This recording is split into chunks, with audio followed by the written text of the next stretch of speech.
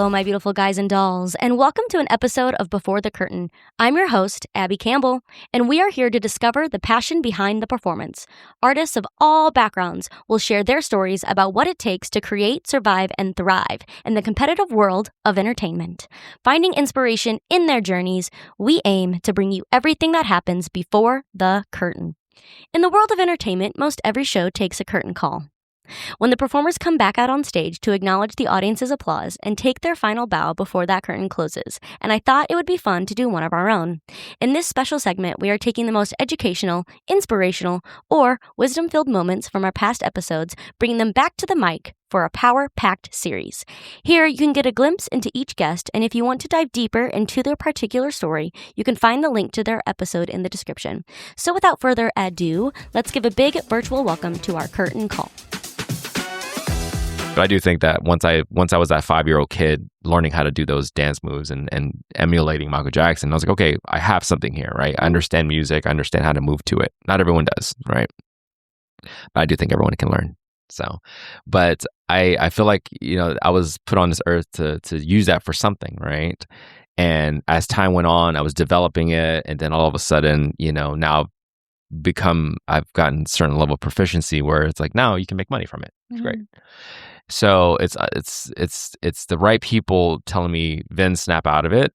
It's also me realizing to myself that I am on this earth to provide something of what I have for other people, right? Even if it's just for like a bride and groom to listen to a specific song in a night and be like, Vin played that at the right time at the right moment, right? And that little thing, it allows me some purpose, if that makes sense. So yeah, it's finding your purpose. It's finding the right people to reinforce that purpose on you, right? So for me, I think like what really happened was, I would say, I gotta get to the hippie version of me, right? So I remember watching the sunrise. I know, it's like, oh my God, it started with a sunrise. You just cut the dreads off before you walked in. I did, yeah. Like, it's only on my shirt from Bob Marley. Anyways, no. I think it was. There's no, like, everyone wants to kind of point to defining moments. I think true growth and change happens over time and happens over like consistent, good habits, right? Like you build these things up and all of a sudden you become the product of what you are, right? I wish I could be able to describe that better like half an hour ago. But yeah, like as I said, your life experiences, everything that you have grown to be, the people you meet, the places you live, the values you accept or reject. And all of a sudden, boom, this is the person that's right in front of you in this solitary second, right? So I already made, specific changes to myself. And then all of a sudden, it was kind of those moments. It was kind of that moment where I sat there, and as the sun was rising, it was like around 6 a.m., right? So as it was rising, and I remember this happened literally almost a year ago. And then I just saw it, and then like literally, one of those moments, tears bursting, crying. You're like, oh my God, it's so beautiful. But the first few thoughts that really came to my mind was like, I need to continuously be just a better person, but also allow myself to even be a better artist, and through an extension of that, allow myself to continuously entertain and allow myself to love this so much that I want to keep doing it, right? And these are all the little things that need to be corrected so that I can do it at the best of my abilities, right? So yeah, there's that. I said a few minutes ago, magic's been so good to me. Think about this, Abbie. If I wasn't a magician, I wouldn't be on this call. Well, yeah. If I wasn't a magician, we would have never met. If I wasn't a magician, I would have never met my wife. Yeah. Most of my friends I know because of being a magician. Oh, yeah. Absolutely. I have one friend that I keep in contact with from high school. It's my best friend, Frank. Magic's been really good to me. If there's somebody out there who's always wanted to dabble in magic, what advice would you give someone? When you read, you innovate. When you watch, you imitate. I started with a magic kit and a magic book, and I got good at reading through the description of the trick and then being like, okay, that sounds cool. How does that work? Mhm. Oh, that's cool. Oh, what is that? Okay, I need to figure out what this is. So when I worked at a magic shop, I would go and ask either another magician, or if they didn't know, they would direct me to the bookshelf. So I'd be like, all right, in the index, is this anything about okay, so here's how to do that thing. So now I've learned this thing. Now I can go finish off the rest of the trick. Read more than watch. You're going to come up with new ways to do everything. 1. 2, keep your hands clean. That's what everyone looks at. We think this is it. They're looking here. Be nice to the people on the way up, because on your way down, you're going to pass them again. Yeah. And they're going to be in higher positions. Amen. Don't be afraid to reach out to other performers about whether magicians or not. You're going to find the occasional ass, but for the most part, we're all in this together. There's enough pie to go around for everybody. And it's the coolest job in the world. It's the coolest job I've ever had, but you don't have to make it your job. You can do magic for fun, and that is so okay. That is so okay. Be a hobbyist. Enjoy one or two things. More than okay. There's plenty of seats at the table, and I'll save a spot next to you if you want it. Are some of those things you wish someone told you at the beginning? No, I figured out a lot of that the hard way. Okay. I figured out a lot of that the hard way, but I mean, almost 30 years doing it. Yeah, my dad was a high school teacher for 30 years. My mom worked in schools for kids where it was either go to the school or go to prison. So they were never in the entertainment world, but they encouraged the snot out of me to do this. But most of those things like keep your hands clean, common sense, but be nice to people on the way up because you're going to pass them on the way down. That's such a good quote. I've seen it. I've seen it. Yeah. You want to be best friends with the crew when you're loading in? Bring them donuts and coffee. A $10 Starbucks run, a $10 Dunkin' run, $20 makes all the difference in the world. Yeah, there is no glory in being a prima donna. You don't want to be known as the person that's difficult to work with. Amen. Amen. If you have the opportunity to be a prima donna and you have to, you better make damn sure that that's the hill you're going to die on. Amen. It's hard to come back from. Unless somehow you are one of the Baldwins. Yeah. Anyway, I think that's all I have for you. Is there anything else that you want to share today? This has been such a joy, Abbie. Oh. Thank you for having me on. Absolutely. Thank you for chatting. Thank you for not giving up on me after months of just of course missed. Is there anything we didn't talk about? Nothing swerved away. Is there anything else that I had to get back to? And no, because you ended up hitting the funny stories. It was great. Right. I mean, do you eat sushi, Abbie? Do I eat sushi? Yeah. Yeah, I mean, vegan, so it has to be a veggie roll or a vegan sushi. Okay. Well, Lance Burton is the reason I eat sushi. And I'll leave you with this. So Lance was the officiant at my wedding. Lance is the reason I met Sandra, my wife. We were both attending a teen seminar for magicians that was put on by Lance and instructed by my mentor, Jeff. So we both met at this seminar to learn from the masters. Oh, so long ago. So I'm in Las Vegas.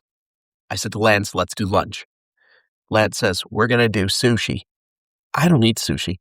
I don't trust sushi in a desert. Okay? Like, I don't trust the freshness of the fish in the desert. But whatever. I'm like, I don't eat sushi. And Lance says to me, Bill, Vegas headliners eat sushi. Shit, looks like I'm eating sushi. And, and it just goes to show you, magicians lie.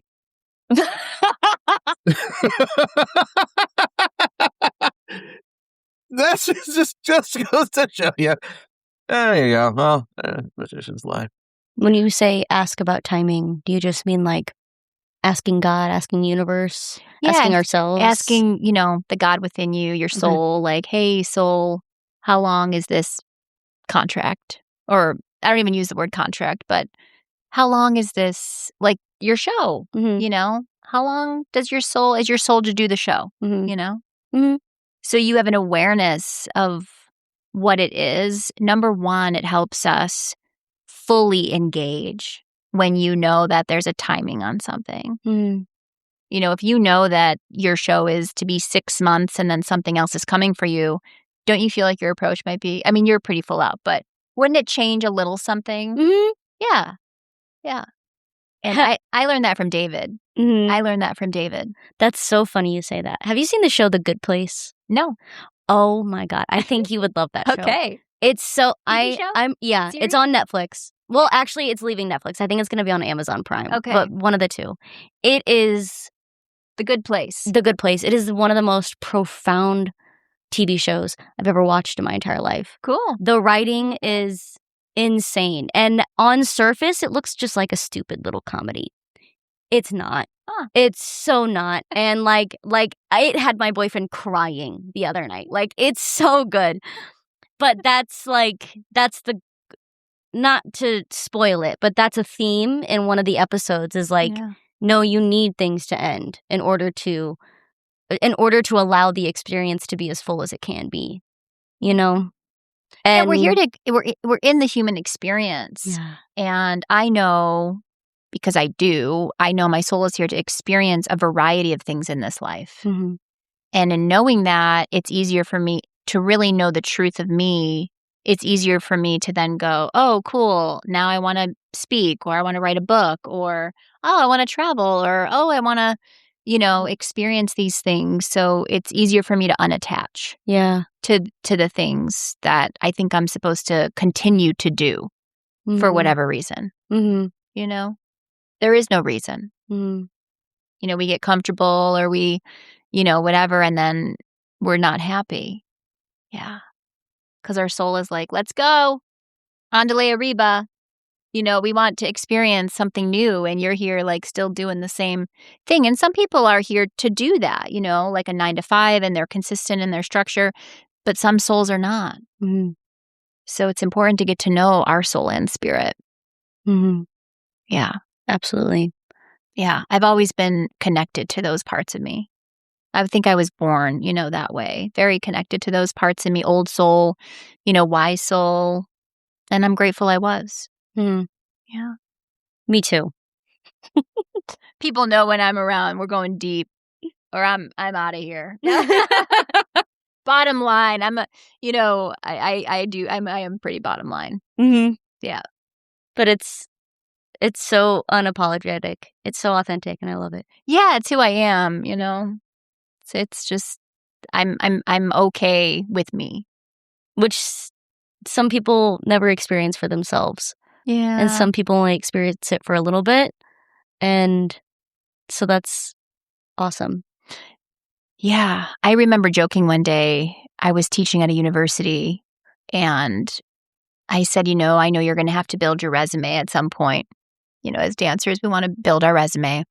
I said, for so many years, I was just on to the next thing. I want to build that resume. I want to book the gig, put it on there, choreographer. I mean, let me build my resume. And I says, honestly, when I think about the resume and I think of my life now, I really needed to be building like my like of myself and the love of myself. And I really needed to be building, my personal values. And I really needed to be building my vision of who I was and what I wanted. And I says, and I wasn't building that resume at the same time I was building this resume. And so I made it very far in my dance career, but these things didn't get very far. And so I'm grateful for the journey of now having both resumes since we're talking, dance career behind the curtain, I think behind the curtain, it's important to build your personal values resume and to build your vision. And at the same time, you're building those external goals, to book a show or model or, whatever it is externally that's driving you. It's important to do the internal work.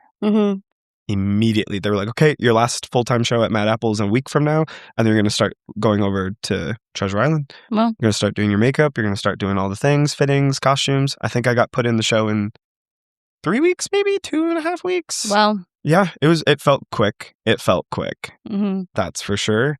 But that's how the game is sometimes. Yeah. You know, you don't get all the time in the world just to like feel super, super comfortable in it. Mm. You have to just make it work. And I had a really hard time with imposter syndrome over there because of the technique, because I hadn't been doing that stuff. I teach it. Mm-hmm. I do it in like my classes and like my choreo when I do things. But at Mad Apple, like doing the dances every day, I wasn't doing a leg hold. No. I wasn't pointing my feet. Mm-mm. Really. I wasn't rolling through my feet, jumping up and down. And, you know, I wasn't doing that stuff. So for a little bit of time after opening, I was really insecure on like how I looked and if I belonged there. And, you know, just like those kinds of thoughts were going in my head. And then when I was comfortable and people started coming to see it, close people, not just people in general, people who I really value their opinion and they see me as a human first before an artist. Once I was getting validation from them of like, wow, this was meant for you to do. I did some deeper thinking on it and I was like, oh, it's 10-year-old Tyrese. 10-year-old Tyrese gets to go out on stage at Mystere every night and prance and frolic around like a little bird because that's what I was doing in my kitchen at that age. I was putting on shows, but it was never human. I was always a mystical character or there was this bigger idea. And once I realized like who I was doing it for and that he was getting the opportunity to perform, like that's when it all made sense. And now every time I'm at Mystere, it's like it's pure bliss.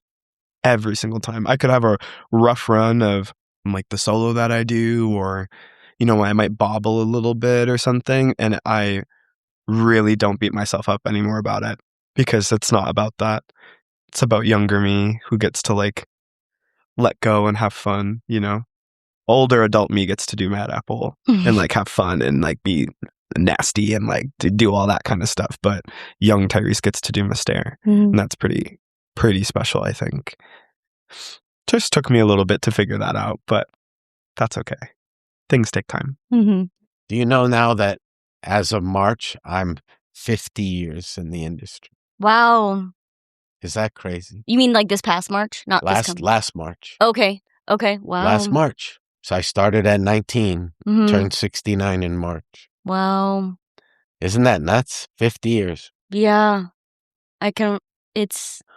A lot of my friends are like, how did you stay in the business all this time? What would you accredit that to? Wanted to. Okay. Yeah. You know, I always tell the young ones too, if you have a choice, don't do this. I use that quote. There's a few quotes from you that I still use. Yeah. Well, yeah. I mean, I'll have a dancer. I either want to be a veterinarian or I want to be a veterinarian. Yeah. Because you won't be able to compete. Because the people that are in here and love this have to do this. And you won't be able to compete with those people. I had to do this. I didn't have a choice. I didn't have a set of parents to say, hey, can you send me 300 this way? I mean, there was no option. This had to happen. And it did. If it has to happen, it will. You know, I mean, you see those quotes too. Like, if you've been given a dream, well, there's every intention that you're going to execute that dream. Otherwise, you wouldn't have been given it. Yeah. You know, so it really is. I feel like the old guy now that's just aware of so much more because of how directed everything was. So directed. And then now with the school, I mean, it's just continuing on, you know. It's great. Before we get to taps, I do want to ask, were you, during all these production shows, were you continuing to like audition for like more just as an actor for movies and TV shows, or was that separate afterwards? Well, I never wanted to be a dancer. That was never an option. I never thought about it. And here it was almost like my my direction was completely changed to dance. So I was dancing. I did TV specials and music videos and cruise ships and did all of these things as a dancer. And then as my dancing started to slow down, I'm getting 35, 36, I segued back to the acting. But that was my initial thought in the beginning, was I was going to act. But, like I said, God has a sense of humor. You think you're headed this way, but you're not. You're headed that way. And then you come back and then it kind of went full circle where I'm in LA. I've got lots of credits now. I have an agent. So that was a big deal, because even I brought in a lot of people to see Chorus Line when I was there. Agents, casting directors, paid for their tickets, and it was a huge help. So I thought, I'm never going to have a better jump off period ever in LA, trying to break into LA than right now. So I stopped and had a big hotshot Beverly Hills agency that didn't do anything for me because they were too busy doing the contracts for their stars, because it was a big agency. And I realized I got to go to a smaller agency who's going to help me. And I did.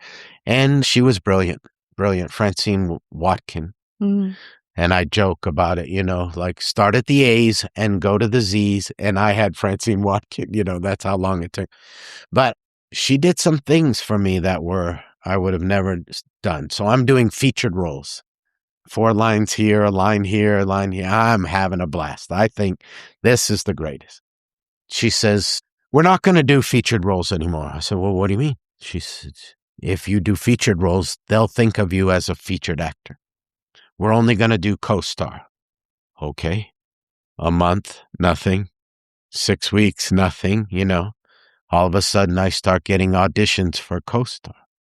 Land a couple co-stars, doing good. Oh, my God, this is great. We're not doing co-star anymore. We're going to only do guest star. Okay, 2 months, nothing happened.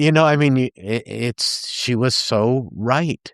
But it's so hard to be patient when the featured roles are coming one after another. But I've got to wait for the guest starring roles. And then again, Hollywood only thinks of you now for guest starring roles. And when you get a guest starring role, you're going to get 4. When you see commercials on TV and you see a person on a commercial, then you see them on 3 other commercials. That's how they work. So I got 1 guest star, and all of a sudden Star Trek's calling this company to see how I was and what they paid me in order to hire me for that company. And you just learn so much. It feeds. It's how LA works. Yeah. Where did you get the idea to invite people to see Chorus Line? Or, right? Oh, well, because I was in the Navy first, and it kills me, even with the school. Artists don't market. They don't market. They think somebody's going to discover them. But every other business markets. Yeah. I don't care if you have a cookie store. You better market your cookie store or you're going to be out of business soon. But dancers don't market. So I made a little postcard. Come see Don Azak in a Chorus Line for free tickets, call da-da-da. And I mailed them out. And you know where I got so much crap? From the cast. Really? My own cast. Huh. Oh, look, Don's going to be a big star. Look what he's... I'm like, why aren't you guys doing this? Why isn't everybody doing this? Yeah. You're in LA for 3 months. What if you get something else right from this show? Yeah. You won't unless you market. I had agents coming backstage with their card. You need anything, give me a call. Yeah. Because thank you for the tickets. The show was amazing. Loved what you were doing. How are you going to beat that? You can't beat that. Yeah. And you sure can't show it in a video. When somebody comes live and sees you up there, there's no hiding it or editing it. That's what it is. So I had my little postcards and I got made fun of by my cast. Wow. And it worked like crazy. But I saw it work in New York. So what do you think has been the most surprising thing you've learned along your journey? Ooh, the most surprising is, how do I put this? If you work at it, you'll get good at it. There's other people that are not going to work at it. They will not get good at it, and they will blame you and criticize you because you keep working. If you put in the work, you're going to make a lot of enemies along the way because you're going to keep putting in the work and you're going to get better. And people that don't have that same mentality that you're going to be floating around with, you're going to outgrow your people. This is what I really should say. You're going to outgrow, keep growing, keep leveling up, but people aren't going to be happy about it. You just got to move with your people. You might not, stand-up is a very lonely game. You'll hear people say it's because when you're on stage, it's just you. And there's for sure a lot of, why'd you get that gig and not me? And da-da-da-da. There's a lot of that. A lot of that. So just, it's you. At the end of the day, it's you. And that's who you got. You got you. Sorry, other people. If you're lucky enough to get like your buddies in it, okay, cool, great. But there's a lot of bad people in this game. There's a lot of bad people. There's a lot of. Well, I can only imagine because just, again, I could be extremely wrong here because I'm not in the world. But from the things that I've seen and like occasionally I'll listen to the Kill Tony podcast because why not? Why not? They're good at it. They've got a huge following. Why not? I think it's like one of the biggest podcasts like in the world and shows and comedy shows in the world. But I hear about, because he'll interview people, you know, after they do their 1 minute. Yeah. And these are all normal 9-to-5ers for the most part. And the normal 9-to-5ers don't understand how the entertainment world works in the sense of like as a dancer, I know that if I go to an audition and my best friend gets it and I don't, I'm going to say, well, yeah, because she's 8 inches taller than me. She's a brunette, has hair to her ass, and she's got big tits.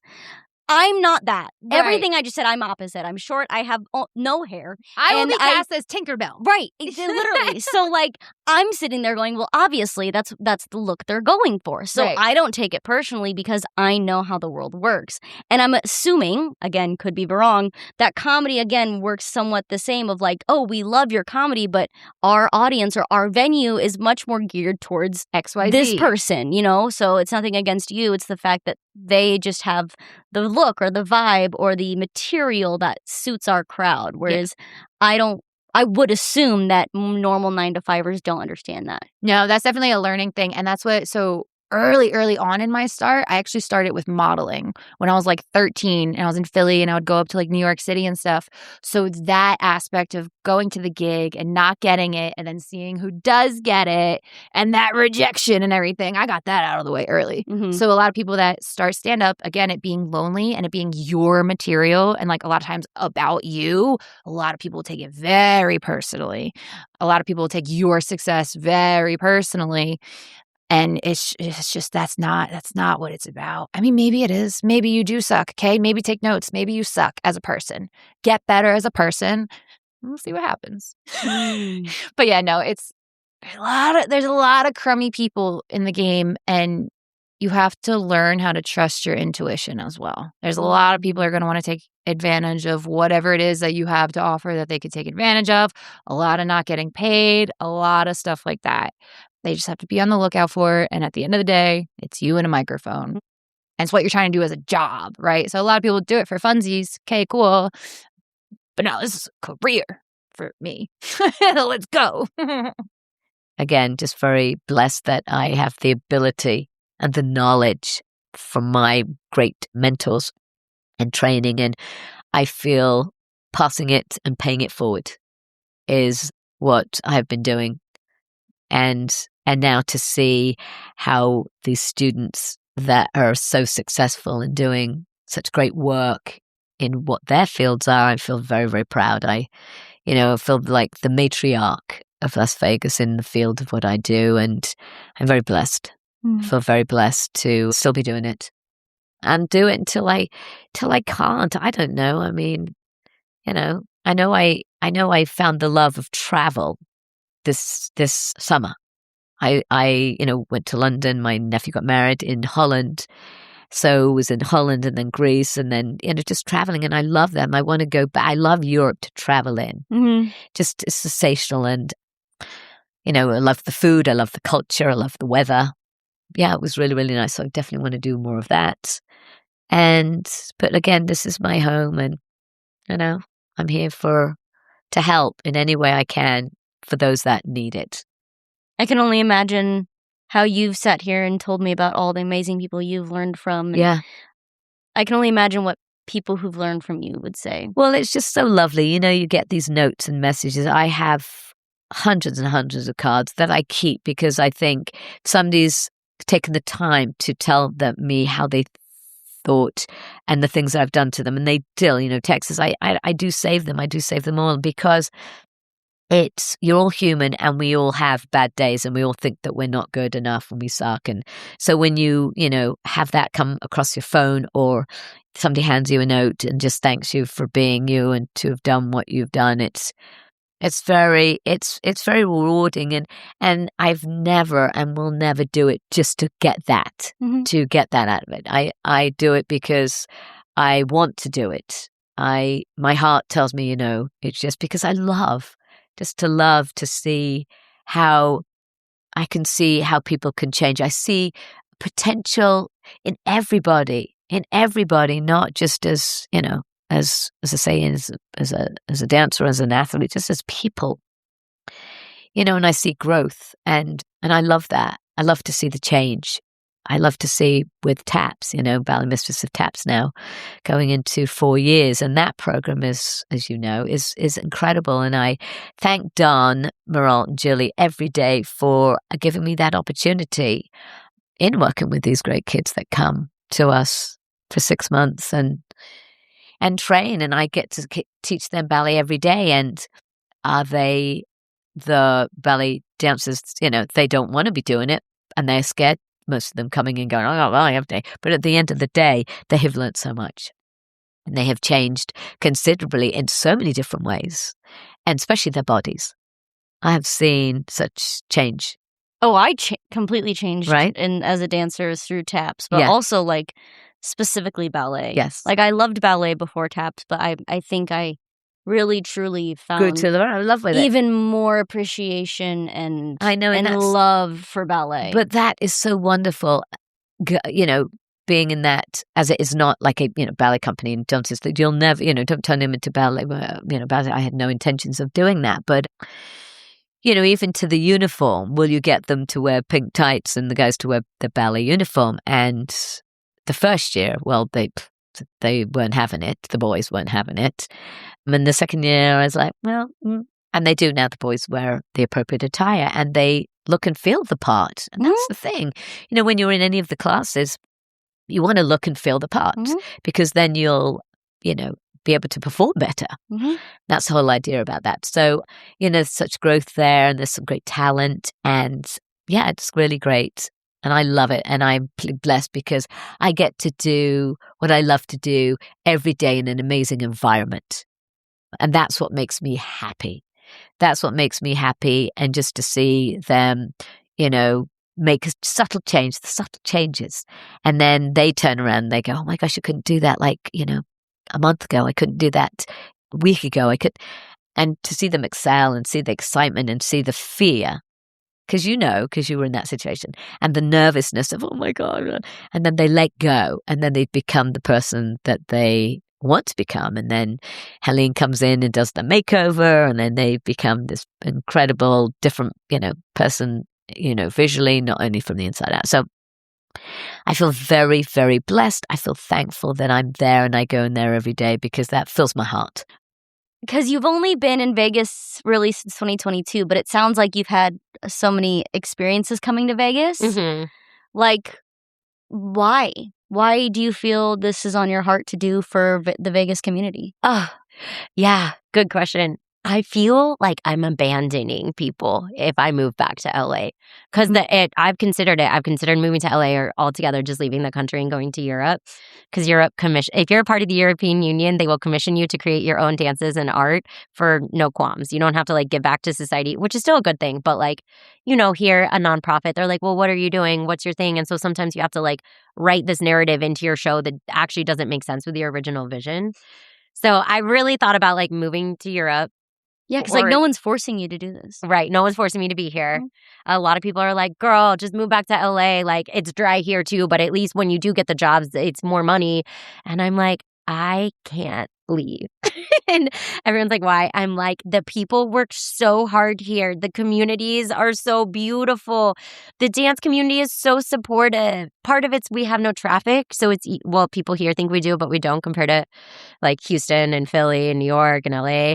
But it's easy to get from point A to point B, so we can support each other. But still, I'm like, it's a supportive dance community. You know, you go to Carnival and you got circus artists there. You got your freestylers there. You got singers there, dancers. Everyone shows up. You like Bougie Block hosts an event of battlers. I'm not a battler. I will go to every single one if I'm available. And I think you watch the like grit. I cry about it thinking if I'm like, I honestly, the guilt I would have in my heart if I left behind Nevadans, and not just us, it's everyone. Like, I've talked to so many veterans here and I learn about state laws against them. And like, most of them have no way to exist. Most of them end up going into poverty because the state's not protecting. The empath in me, I will cry. And I'm like, Nevada works way too hard. They're working like 3 times the amount of hours. It's like normal to work 60 to 80 hours here for almost everyone. And yet they can't make ends meet. And the state has got to get it together. I think about the kids and how like they're at least exposed to culture and art, but like the education, it's not fair that they don't get the education that other states. I just truly feel that I have a calling here and I cannot leave, at least knowing I tried. I love that. Yeah. I'm like, the people work too hard. They're good people. They're honest people. They take pride in what they do. And everyone is serving someone else. The state relies on servitude, essentially. And so it's like, they deserve something in return. And I'm going to make that happen. You watch me. So your big launch, yes, right? Yes. Is on the 21st. Yes. Wednesday, January 21st. It is from 6 to 9 p.m. No, that's a lie. It is from 8 to 11. Sorry, I had a venue change literally in the last 24 hours. So, yeah, I know. But you know what? Can I tell a story real quick? Oh my God, yeah. This is an example of how entertainers need to be in charge because they get stuff done in a way that they get you done. Other people would be in panic in half the scenarios we're in. So I had been working with a venue for a couple months about the launch. I have booked 20 performers. And because my launch is not standard, it's going to showcase what a vision into the future looks like, bringing the glitz, the glam back, but making it accessible to everyone. Also, insight to tourism. I'm actually really sad that I can't be there because I am flying to visit home on the 21st. So I'm really upset because I was really looking forward to it. Anyway. No worries, because once I get elected, this is what it's going to be like all the time. So, no worries. So, yeah, I was in a bit of a panic. The venue accidentally double booked 2 events at the same time, and it wasn't the same person. They had 2 different people book. And so I was like scrambling to find a new space. And that's the one thing about Vegas is people rent out spaces months, sometimes years in advance. And I was like, oh no, now I have to find a space that can hold like 85 to 200 people. I need to hold a space that has audio built in and like a DJ table already ready to go. I need to find a space with like video capacity that has more than 1 bathroom, more than 2 bathroom stalls, that I can set up a table in the front for voter registration, that has ample amount of parking, that is like easy to find on a map. Like you don't have to like go through like a treasure map to like get to. And I was like, oh, that's also within the budget. Yep. All the things. The budget. Because the thing is, even though I am running as a Democrat, but I am not endorsed by the Democrats. So like, it's just to educate everyone out there, you can run for any party. It doesn't mean you're being funded by the party. And because I am I really want to stick to my labor laws, to my healthcare laws, to a lot of my agenda may not be able to happen if I take money from certain people. And so I am not I'm opting out of corporate donations and donations from the Democrat Party so that I can still stay true to what I want. Mhm. But with that, I'm running on individual grassroots donations. So the budget's going to be a little bit less than some of my opponents, which is great. It's fine because it's what we do. And that is the whole point, that I can take an economy that's struggling and make it work. I can take people that cancel last minute and bail, and I can make it work. So I was like, I have 24 hours to find a venue. I toured all these venues. I called all these people. I probably sent over 50 emails. I found a venue. It's perfect. It's great. And then the original venue, they were so sweet. Like, they were so apologetic and nice about it. And so now my after party is going to be at their sister place. And so we get to bring both of the places in.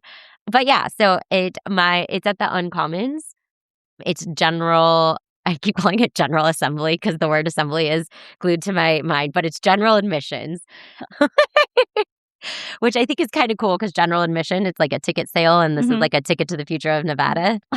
Or it was meant to happen, But it's going to be from 8 to 11 p.m. And then the after party where people can talk one-on-one, FaceTime with me, that you can dance with me, or you can ask me any policy questions you want. That's what it's there for. It will be at Piranha in the Fruit Loop, and both like a historical place, an homage to the LGBTQ community, an homage to the drag community, and of course, arts and entertainment. That is our home. That is our hub. That is our safe space.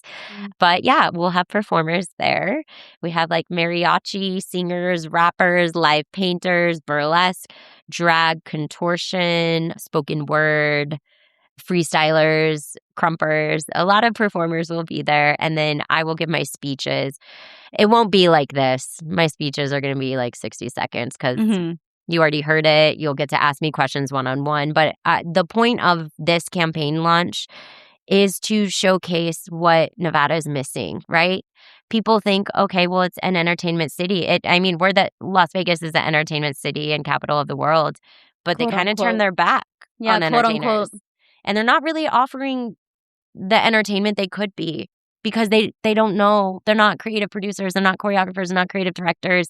And so, like, you know how it is. We go into a space and we're always like, oh, this would be so sick if we could have 6 fire performers here. Now, here's the thing is, like, they don't even know that fire performers can do choreography because there is no show in Vegas that has choreographed fire performers because they think it's all freestyle. And I'm like, well, that's because of permits. That's because you need a fire safety for every 2 dancers. They just don't know what's possible. They just copy and paste, repeat, and remix what they've already seen. Anyway, so the launch is a little insight to that. I don't have the space to do more than 3 dancers at a time, but I have a lot of Dita dancers are performing. Allison Burke's performing. There's going to be jazz and yeah. Oh. So depending when people are watching this, you might be watching this after the launch already happens, but maybe it already happened. There will be photos, videos, and press there. If it's before, everyone is invited other than it is a 21 and up event. And yeah, but the first 100 people who come get a free drink. So yay. Yes. I think that for me, the happiest part is seeing something start from just an idea and then watching it at the end and being like, wow, it was crazy we just talked about, wouldn't it be funny if this, and this happened? And then seeing that kind of grow from there.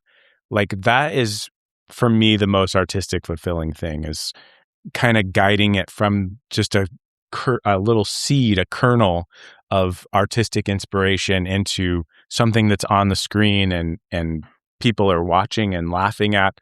I also really enjoy sitting down and watching an episode with somebody who hasn't seen it and seeing where they laugh and what they laugh at. And I'm like, oh, good.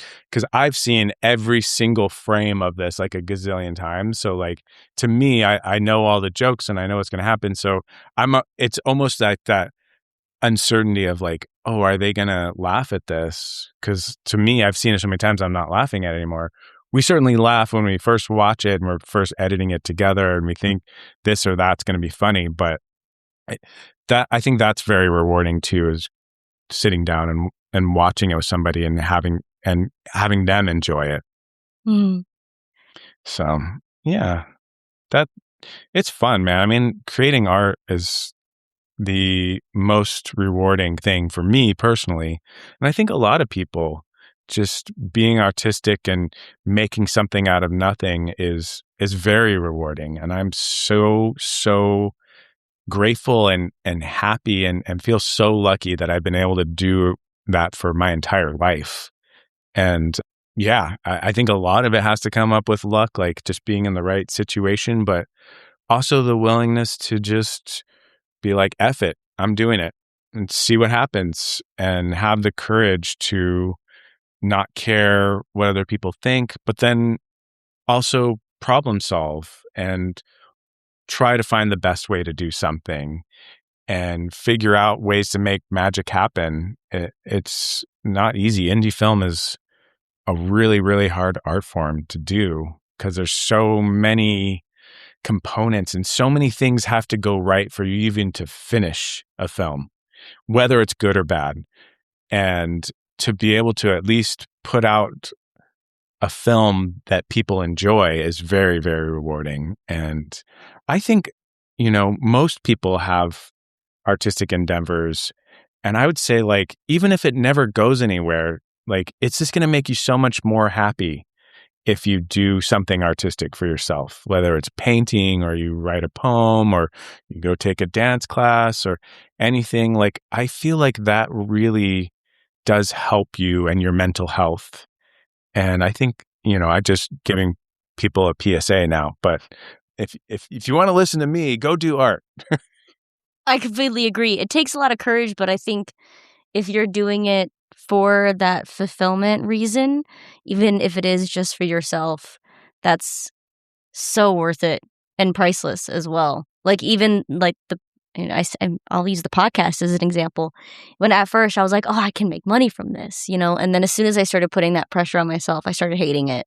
Right. I was like, oh, I don't want to do it anymore. But now I'm like, no, I'm just doing it for fun. I just love talking to people. I love asking questions, sharing stories. And I love when people are like, oh, I've listened to this episode. I love that you asked that question. I'm like, oh, yay. Yeah. Like, that's awesome. I love that you love that. Yeah. That's why I'm doing it. Because even if it helps one person or inspires someone to start something or go take a class, that's worth it.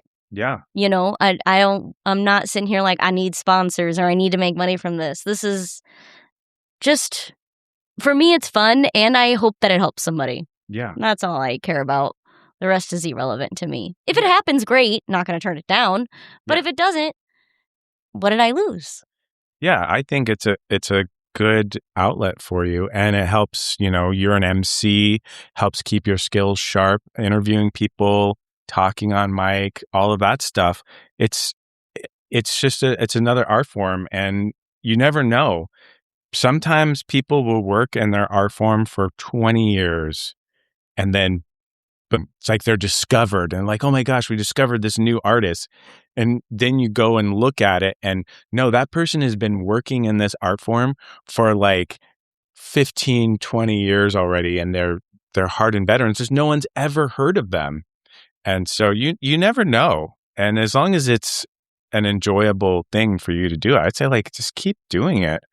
And it could turn into like somebody, what I could see it doing too is just somebody's like, listens to your podcast and is like, oh, you know what? She would be perfect for XYZ on this show and da-da-da-da. Like it's just a way for you to like show off yourself a lot more. Mm. And also get to know the community.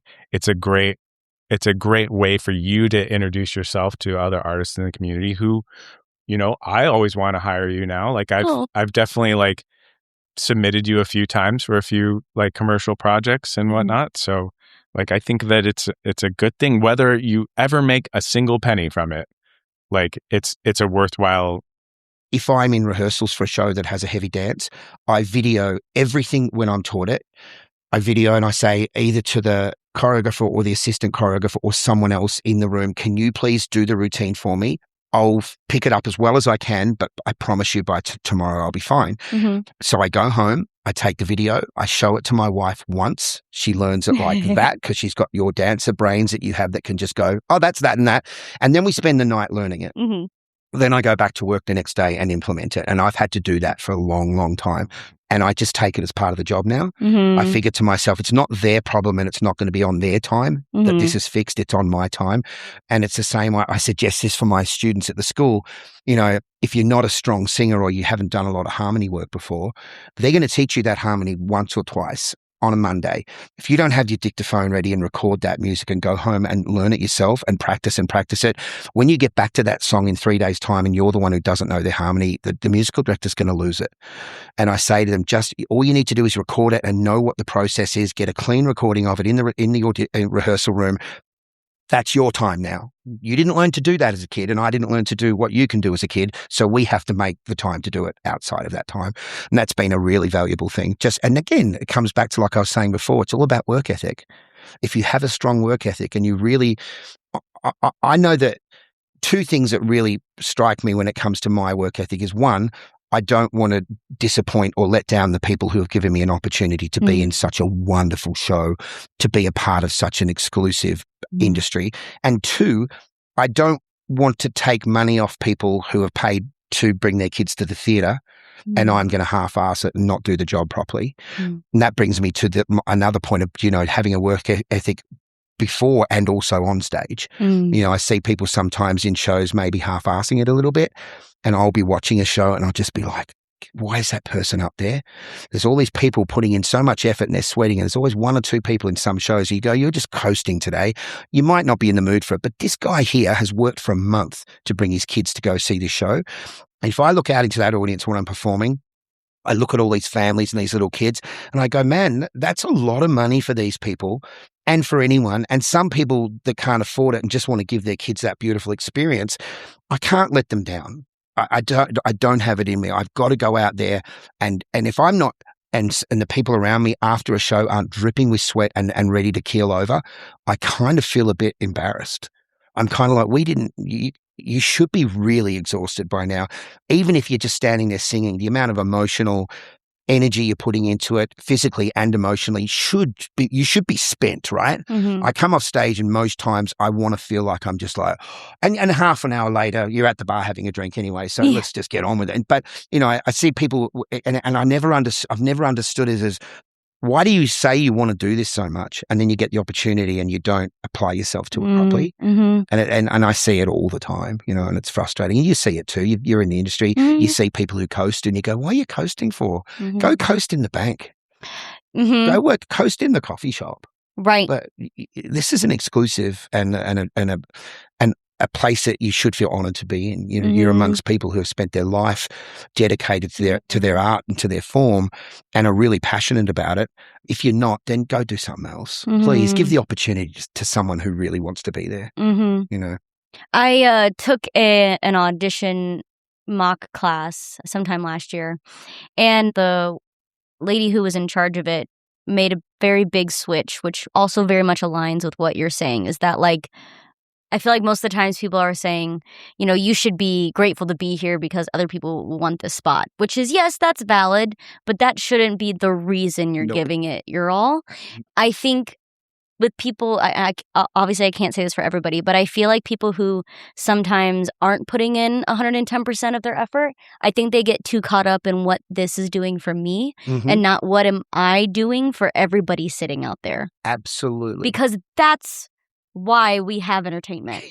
Yes, you can do it because you love it, but it's a service. And you can do because you love it in your lounge room. If that's the way you want it to be. And to reiterate on your point, you know, as I say, we are being paid money to entertain people. And I say to some of my students sometimes, don't forget what this industry is called. It's called entertaining. And if you're not being entertaining, then you're not an entertainer. And it's when I'm trying to get people to express themselves, as we're talking about, through song and tell story through song. Even if you're new to it and you don't have a great voice, there's really no excuse for not being able to invest in the story that you're telling and just take the knowledge that your coaches and your teachers are giving you and start to apply it. You can only fight it for so long. And then I look at someone and I'll say, well, that was a good vocal performance, but I wouldn't pay money to see it. And they go, oh, I said, why? That wasn't entertaining whatsoever. You didn't entertain me at all. Mm-hmm. And again, when you go to see a big Broadway musical and you see someone not giving it, you just go, what are you doing? Like, partially for yourself because of pride. You should be doing it because you're proud and have a sense of camaraderie with the rest of the company that you don't want to let them down too. And even if it's a supporting role, that's why it's supporting, because you're supporting the people who are up there doing something a little different. And as dancers, a lot of the time I can imagine, it feels like framing. Sometimes the dancers are framing the action that's happening, but it's just as important for those dancers to be as invested in the story as what the actors who are up the front singing or doing the scene. And I often think with dancers, I say day one of rehearsal, start listening to what's going on. Listen to what the director's telling the actors.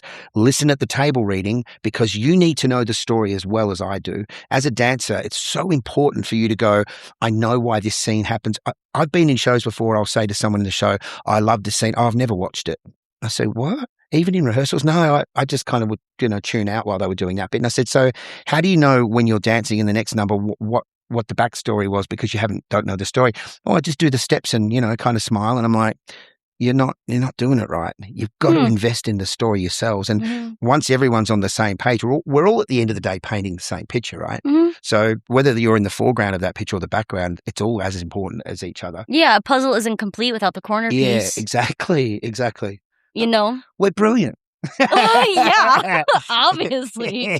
Thank you so much for listening to this episode of Before the Curtain. Please be sure to rate, review, and subscribe wherever it is you listen to the podcast. We love to hear your virtual round of applause. If you know of a production or artist that deserves to have their story told, send us an email or message us on Instagram by clicking the link in the description.